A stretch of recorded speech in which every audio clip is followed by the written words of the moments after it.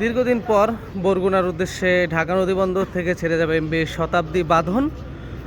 তো ইকবাল হোসেন শিপিং লাইন্সের অন্যতম বিলাসবহুল লঞ্চটি দীর্ঘদিন সার্ভিসের বাইরে থাকার পর আজকে 22 মে রোজ বৃহস্পতিবার ঢাকা নদীবন্দরের 19 নম্বর পল্টন থেকে ছেড়ে যাবে বেতাগী, কাঠালিয়া, বাবনা, কালিকাবাড়ি, রামনা, ফুলঝুরি, কাকচিরা, চাঁদপুর, বরিশাল, বরগুনার উদ্দেশ্যে ঠিক সন্ধ্যা 6টায় এমকে শিপিং লাইন্সের ব্যানারে ছেড়ে যাবে ঢাকা নদীবন্দর থেকে এমভি শতাব্দী বাঁধন।